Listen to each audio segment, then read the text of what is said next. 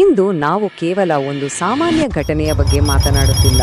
ಇದು ಸುಮಾರು 3 ದಶಕಗಳ ಕಾಲ ಬೆಳೆದು ನಿಂತಿರುವ ಒಂದು ಬೃಹತ್ ವಿವಾದದ ಕತೆ. ಕೇವಲ ಒಂದು ರಾತ್ರಿ ರಾಜಸ್ಥಾನದ ಮರುಭೂಮಿಯಲ್ಲಿ ಶುರುವಾದ ಈ ಘಟನೆ 28 ವರ್ಷಗಳ ನಂತರ ಈಗ ದೆಹಲಿ ಹೈಕೋರ್ಟ್ ಮೆಟ್ಟಿಲೇರಿದೆ. ಎಂಥ ಆಶ್ಚರ್ಯ ಅಲ್ವಾ? ಇದು ಕೇವಲ ಒಬ್ಬ ಬಾಲಿವುಡ್ ಸೂಪರ್ ಸ್ಟಾರ್ಗೆ ಮಾತ್ರ ಸೀಮಿತವಾಗಿಲ್ಲ. ಕಾನೂನು, ಸಂಸ್ಕೃತಿ ಮತ್ತು ಮನರಂಜನಾ ಪ್ರಪಂಚವನ್ನು ಒಟ್ಟಿಗೆ ಸೇರಿಸುವ ಒಂದು ಅಚ್ಚರಿಯ ಪಯಣ ಇದು. ಬನ್ನಿ ಶುರು ಮಾಡೋಣ. ಸರಿ, ಈಗ ಈ ವಿಷಯದ ಆಳಕ್ಕೆ ಇಳಿಯೋಣ. ಒಂದು ಕಡೆ 1998ರಲ್ಲಿ ರಾಜಸ್ಥಾನದ ಮರುಭೂಮಿಯಲ್ಲಿ ನಡೆದ ಒಂದು ವನ್ಯಜೀವಿ ಘಟನೆ, ಮತ್ತೊಂದು ಕಡೆ 2026ರಲ್ಲಿ ಬಿಡುಗಡೆಗೆ ಸಿದ್ಧವಾಗುತ್ತಿರುವ ಒಂದು ಫೀಚರ್ ಫಿಲ್ಮ್ ಮೇಲಿನ ತೀವ್ರವಾದ ಕಾನೂನು ಸಮರ. ಈ ಎರಡೂ ಘಟನೆಗಳ ನಡುವೆ ದಶಕಗಳ ಅಂತರವಿದ್ರೂ ಅವುಗಳ ನಡುವಿನ ಕೊಂಡಿ ಮಾತ್ರ ಬೆರಗುಗೊಳಿಸುವಂತಿದೆ. ಒಂದು ಘಟನೆಯ ಪರಿಣಾಮ ಇಷ್ಟು ವರ್ಷಗಳ ಕಾಲ ಹೇಗೆಲ್ಲ ತನ್ನ ಅಲೆಗಳನ್ನ ಸೃಷ್ಟಿಸಬಹುದು ಅನ್ನೋದನ್ನ ನೋಡಿದ್ರೆ ನಿಜಕ್ಕೂ ಬೆರಗಾಗುತ್ತೆ. ಈಗ ಮೊದಲನೇ ವಿಭಾಗ, ದ 1998 ಡೆಸರ್ಟ್ ಇನ್ಸಿಡೆಂಟ್. ಅಂದ್ರೆ ಈ ವಿವಾದದ ಅಲೆಗಳು ಎಲ್ಲಿಂದ ಶುರುವಾಯಿತು ಅನ್ನೋದನ್ನ ನೋಡೋಣ. 1998ರ ಸಮಯ. ರಾಜಸ್ಥಾನದ ಜೋಧ್ಪುರದಲ್ಲಿ ಹಮ್ ಸಾಥ್ ಸಾಥ್ ಹೈ ಚಿತ್ರದ ಶೂಟಿಂಗ್ ಭರ್ಜರಿಯಾಗಿ ನಡೀತಾ ಇತ್ತು. ಆ ಸಮಯದಲ್ಲಿ ಅಲ್ಲಿ ಉಪಸ್ಥಿತರಿದ್ದವರ ಲಿಸ್ಟ್ ನೋಡಿದ್ರೆ ಅಕ್ಷರಶಃ ಇಡೀ ಬಾಲಿವುಡ್ಡಲ್ಲಿತ್ತು ಅಂತಾನೆ ಹೇಳ್ಬೋದು. ಸಲ್ಮಾನ್ ಖಾನ್, ಸೈಫ್ ಅಲಿ ಖಾನ್, ಟಬು ಮತ್ತು ಸೊನಾಲಿ ಬೇಂದ್ರೆ ಅವರಂಥ ಘಟಾನುಘಟಿ ಕಲಾವಿದರು ಆ ಚಿತ್ರೀಕರಣದ ಭಾಗವಾಗಿದ್ರು.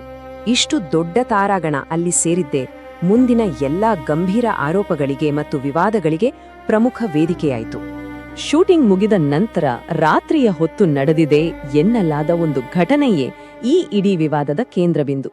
ಕಂಕಾಣಿ ಗ್ರಾಮದ ಬಳಿ ಮಧ್ಯರಾತ್ರಿ ಸಮಯದಲ್ಲಿ 2 ಕೃಷ್ಣ ಮೃಗಗಳನ್ನ ಅಂದ್ರೆ ಬ್ಲ್ಯಾಕ್ ಬಕ್ಗಳನ್ನ ಬೇಟೆಯಾಡಲಾಗಿದೆ ಅನ್ನೋ ಗಂಭೀರ ಆರೋಪ ಈ ನಟರ ಮೇಲೆ ಕೇಳಿಬಂತು. ನೆನ್ಪಿರ್ಲಿ, ಇದು ಸಂಪೂರ್ಣವಾಗಿ ಒಂದು ಆರೋಪವಾಗಿ ದಾಖಲಾಯಿತು. ಆದ್ರೆ ಈ ಒಂದು ಆರೋಪವೇ ಮುಂದಿನ 28 ವರ್ಷಗಳ ಸುದೀರ್ಘ ಕಾನೂನು ಹೋರಾಟಕ್ಕೆ ನಾಂದಿ ಆಡುತ್ತೆ ಅಂತ ಬಹುಶಃ ಆಗ ಯಾರೂ ಊಹಿಸಿರಲಿಲ್ಲ.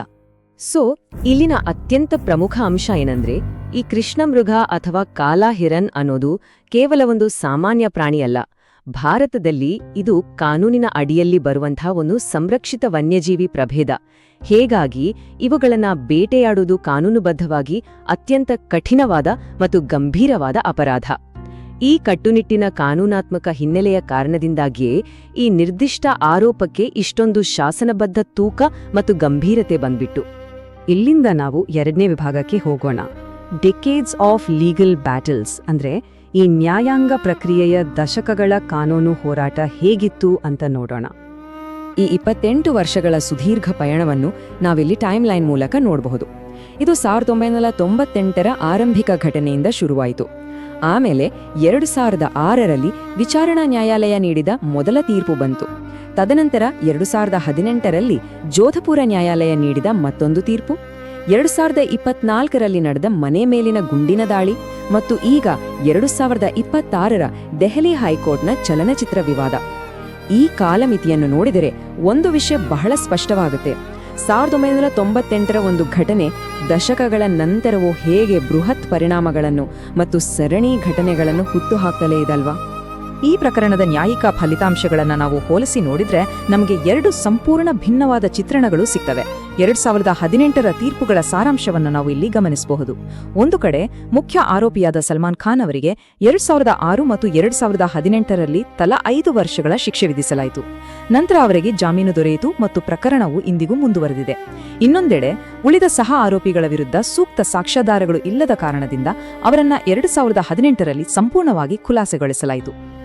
ಈಗ ನಮ್ಮ 3ನೇ ವಿಭಾಗ, ದಿ ಬಿಷ್ಣೋಯ್ ಕಮ್ಯುನಿಟಿ ಕನೆಕ್ಷನ್. ಇದು ಬರಿಯೊಂದು ಕಾನೂನಿನ ಹೋರಾಟವಾಗಿ ಉಳಿಯದೆ ಸಾಂಸ್ಕೃತಿಕ ಹಾಗೂ ಭದ್ರತಾ ಮಟ್ಟದಲ್ಲಿ ಹೇಗೆ ಪರಿಣಾಮ ಬೀರಿತು ಅಂತ ನೋಡೋಣ. ಈ ಪ್ರಕರಣವನ್ನು ಸರಿಯಾಗಿ ಅರ್ಥ ಮಾಡಿಕೊಳ್ಬೇಕು ಅಂದ್ರೆ ನಾವು ಸ್ಥಳೀಯ ಬಿಷ್ಣೋಯ್ ಸಮುದಾಯದ ನಂಬಿಕೆಗಳ ಬಗ್ಗೆ ತಿಳ್ಕೊಳ್ಳೋದು ಅತ್ಯಂತ ಅಗತ್ಯ. ವನ್ಯಜೀವಿಗಳ ಕಠಿಣ ರಕ್ಷಣೆಗೆ ಮತ್ತು ಅಪ್ರತಿಮ ಪ್ರಕೃತಿ ಪ್ರೇಮಕ್ಕೆ ಹೆಸರಾಗಿರುವ ಈ ಸಮುದಾಯಕ್ಕೆ ಕೃಷ್ಣಮೃಗ ಅನ್ನೋದು ಅತ್ಯಂತ ಪವಿತ್ರವಾದದ್ದು. ಅವರು ಇದನ್ನ ದೇವರ ಸಮಾನ ಅಂತ ಭಾವಿಸ್ತಾರೆ. ಈ ಪ್ರಾಣಿಯ ಮೇಲಿನ ಅವರ ಭಕ್ತಿ ಮತ್ತು ರಕ್ಷಣಾ ಮನೋಭಾವವೇ ಅವರ ದೀರ್ಘಕಾಲದ ಪ್ರತಿಭಟನೆಗಳಿಗೆ ಮತ್ತು ಸಾಂಸ್ಕೃತಿಕ ಆಕ್ರೋಶಕ್ಕೆ ಪ್ರಮುಖ ಕಾರಣವಾಯಿತು. ಈ ಸಾಂಸ್ಕೃತಿಕ ಸಂಘರ್ಷವು ಕಾಲಕ್ರಮೇಣ ಎಷ್ಟರ ಮಟ್ಟಿಗೆ ಉಲ್ಬಣಗೊಂಡಿತು ಅಂದ್ರೆ ಅದು ಊಹೆಗೂ ನಿಲುಕದ್ದು.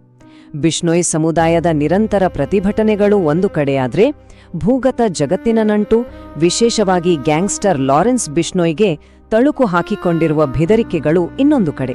2024ರಲ್ಲಿ ಸಲ್ಮಾನ್ ಖಾನ್ ಅವರ ನಿವಾಸದ ಹೊರಗೆ ನಡೆದ ಗುಂಡಿನ ದಾಳಿಯಂತೂ ಈ ಪರಿಸ್ಥಿತಿಯನ್ನು ಮತ್ತಷ್ಟು ಗಂಭೀರಗೊಳಿಸಿತು. ಕೇವಲ ಒಂದು ವನ್ಯಜೀವಿ ಕಾನೂನಿನ ಪ್ರಕರಣ ಹೇಗೆ ರಾಷ್ಟ್ರೀಯ ಭದ್ರತೆ ಮತ್ತು ತೀವ್ರ ಸ್ವರೂಪದ ಹೈ ಪ್ರೊಫೈಲ್ ವಿವಾದವಾಗಿ ಬದಲಾಯಿತು ಅನ್ನೋದನ್ನ ಈ ಘಟನೆಗಳು ಎತ್ತಿ ತೋರಿಸ್ತವೆ. ಬನ್ನಿ ಈಗ ವಿಭಾಗ 4ಕ್ಕೆ ಹೋಗೋಣ. The 2026 film dispute. ಇದು ಈ ಪ್ರಕರಣದ ಬೌದ್ಧಿಕ ಆಸ್ತಿ ಸಮರ ಅಂದ್ರೆ ಮೆಟಾ ಕಾನ್ಫ್ಲಿಕ್ಟ್ ಬಗ್ಗೆ. 2026ರಲ್ಲಿ ಬಿಡುಗಡೆಯಾದ ಕಾಲಾ Hiran the battle for legacy ಚಿತ್ರದ ಟೀಸರ್ ದೊಡ್ಡ ಸಂಚಲನವನ್ನೇ ಸೃಷ್ಟಿ ಮಾಡಿತು. ಆ ಟೀಸರ್ ನೋಡಿದ ಕೂಡ್ಲೆ ಅದರಲ್ಲಿರುವ ದೃಶ್ಯಗಳು ಮತ್ತು ಪಾತ್ರಗಳು ನೇರವಾಗಿ ಸಲ್ಮಾನ್ ಖಾನ್ ಮತ್ತು 1998ರ ಪ್ರಕರಣವನ್ನು ಆಧರಿಸಿವೆ ಅನ್ನೋ ಮಾತುಗಳು ಸೋಷಿಯಲ್ ಮೀಡಿಯಾದಲ್ಲಿ ಕಾಡ್ಗಿಚ್ಚಿನಂತೆ ಹಬ್ಬಿದ್ವು. ಪರಿಣಾಮ ಏನಾಯ್ತು ಗೊತ್ತಾ? ಬಹುತೇಕ ತಣ್ಣಗಾಗಿತ್ತು ಅನ್ಕೊಂಡಿದ್ದ 28 ವರ್ಷಗಳಷ್ಟು ಹಳೆಯದಾದ ಚರ್ಚೆ ಮತ್ತೊಮ್ಮೆ ಬೃಹದಾಕಾರವಾಗಿ ಮುನ್ನೆಲೆಗೆ ಬಂದ್ಬಿಡ್ತು. ಈಗ ಈ ಸ್ಲೈಡ್ನಲ್ಲಿರುವ ನಿಜಕ್ಕೂ ಆಸಕ್ತಿದಾಯಕ ವಿಷಯ ಏನಂದ್ರೆ, ಪ್ರಸ್ತುತ ದೆಹಲಿ ಹೈಕೋರ್ಟ್ನಲ್ಲಿ ನಡೀತಿರುವ ಈ ವಿವಾದದಲ್ಲಿ ಎರಡೂ ಕಡೆಯವರು ಮಂಡಿಸ್ತಿರುವ ಬಲವಾದ ವಾದಗಳು. ಒಂದು ಕಡೆ ಸಲ್ಮಾನ್ ಖಾನ್ ಅವರ ವಾದ ಏನಂದ್ರೆ, ಈ ಚಲನಚಿತ್ರವು ಅವರ ವ್ಯಕ್ತಿತ್ವ ಮತ್ತು ಇಮೇಜ್ ಹಕ್ಕುಗಳ ನೇರ ಉಲ್ಲಂಘನೆಯಾಗಿದೆ. ಯಾಕಂದ್ರೆ ಚಿತ್ರದಲ್ಲಿ ಅವರ ಗುರುತನ್ನ ಸುಲಭವಾಗಿ ಪತ್ತೆ ಹಚ್ಚಬಹುದಾಗಿದೆ.